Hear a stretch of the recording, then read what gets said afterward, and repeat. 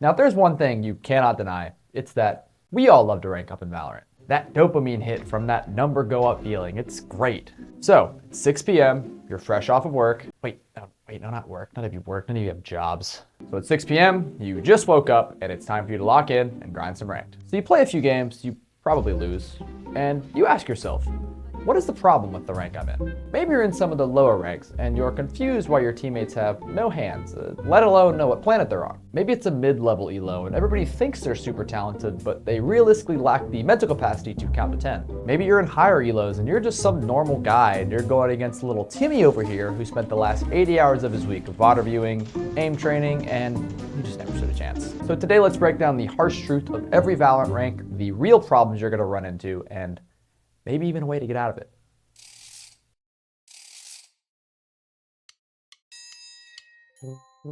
To begin, we got the lower elos. This is where we got all the rookies and a lot of players whose IQs are still at room temperature. Time to kill, you're pushing minutes. Abilities, don't even ask. These players have no idea what they've just gotten themselves into. Now, if you're playing at this elo, let me introduce you to something. See this right here?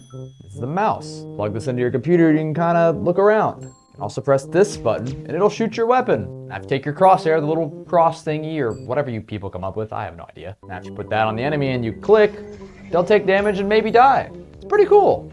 And jokes aside, this is where most players just need to work on their mechanics. This game is filled with agents that have confusing abilities, maps that are constantly changing, and a ton of other varying factors. Take your time, pick 1 or 2 simple agents, and really focus on shooting your gun. Play a lot of deathmatch, shoot some bots in the range, and really just hone in on making sure your bullets go where you want them to. You don't want to have only aim, but have no idea what you're doing. Pair these simple tips together, and you'll get out in no time. But even if it feels like your teammates are terrible, let's talk about some of the real issues you're going to run into. What's up? I'm a Smurf. Yeah, so I don't actually belong here. I've been sitting around high diamond for a while and for the life of me, can't get into higher elos. So instead of working hard to improve, I make myself feel better by destroying you all. Sorry, it's not gonna change, you're just gonna have to deal with it. Top fragging brings me joy, and that's something. This is for you.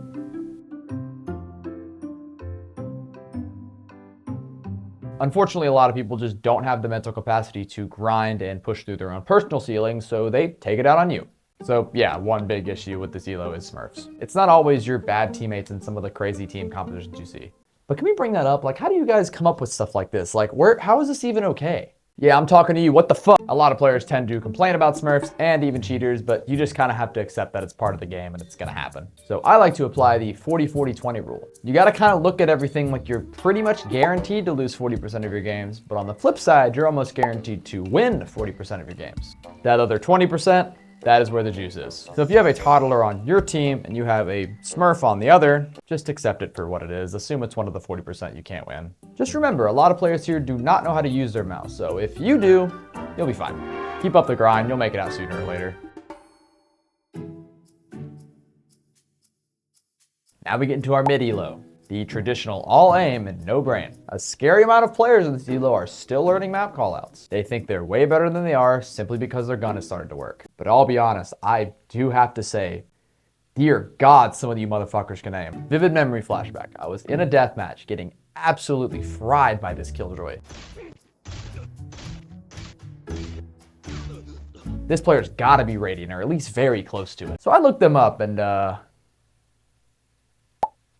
I could not believe it. Some of you need to play a little less deathmatch and start reading. But outside of the few of you that play aim laps for 10 hours a day, the big issue with this elo is that most of you don't think for shit. You don't play around your team in the slightest, you ego swing everything, you have terrible utility usage, and you probably don't even own a microphone. And although most of you have learned how to properly use your gun here, you all seem to forget that there's 4 buttons you can press that pull out this thing called an ability.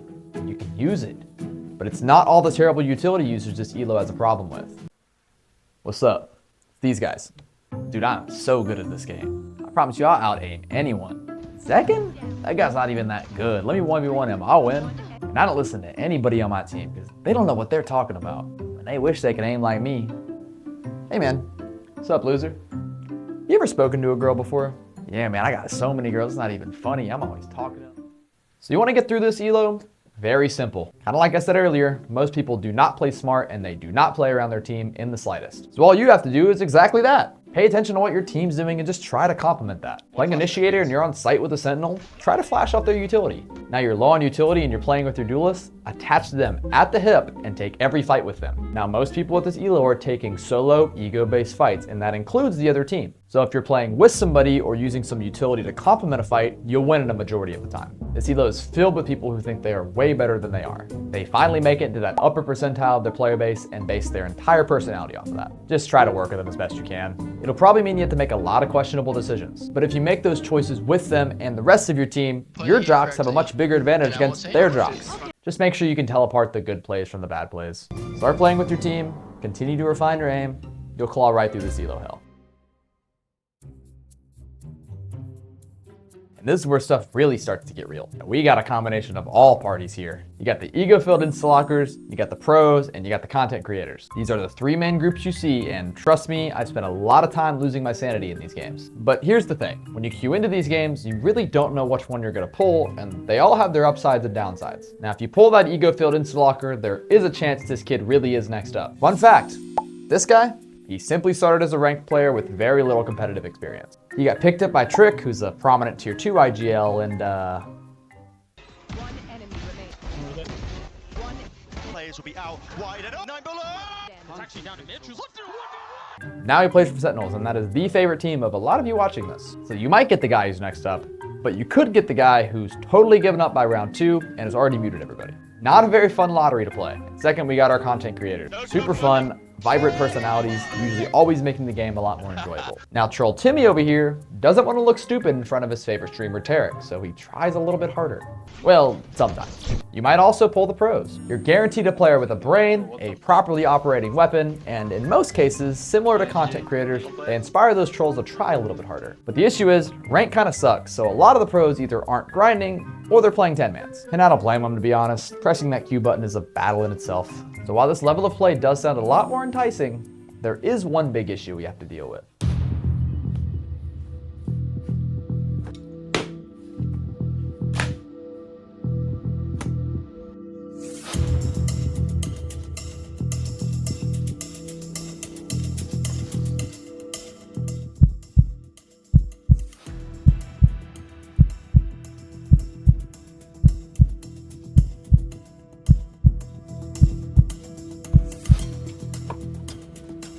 Match found. Yeah! Woo! Let's go!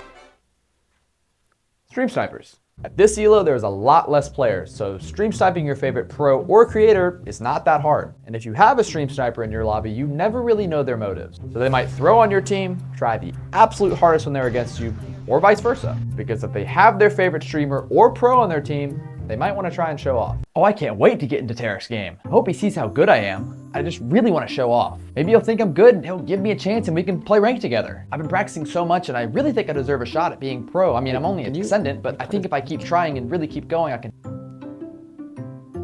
Thank you. Now, being in high elo is kind of a goal for everybody, and I really hope you achieve those goals. More importantly, I hope ranked improves so when you get there, you have a good experience. Now, when it comes to pure gameplay, the biggest thing players need to work on is raw game knowledge and communication. Watch pro VODs on your own time and refine your decision making. And now, a lot of players at this level tend to autopilot, so you give yourself a really big advantage if you make a plan for the round. The amount of times I've seen games where the round starts and not a word has been said. Just make some sort of plan. It does not have to be elaborate. And always grind your aim. This is where the absolute mechanical masterminds reside. So if you're not up to par, you're not winning a lot of fights. And if you work on all this, you won't have to stream snipe Tarek. You'll be good enough to get into these games consistently. So yeah, playing ranked in this game has quite a bit of baggage that follows. But as much as we complain about the system, there's a reason we keep coming back. As cool as ranking up is and as fun as you're trying to chase that, try to have a little more fun in the moment. So while every level of play has its own battles, if you try a little bit harder and act a little bit nicer, it's not all that bad. Just please don't be one of these guys. That's all we ask. Thanks for watching, y'all. Be good.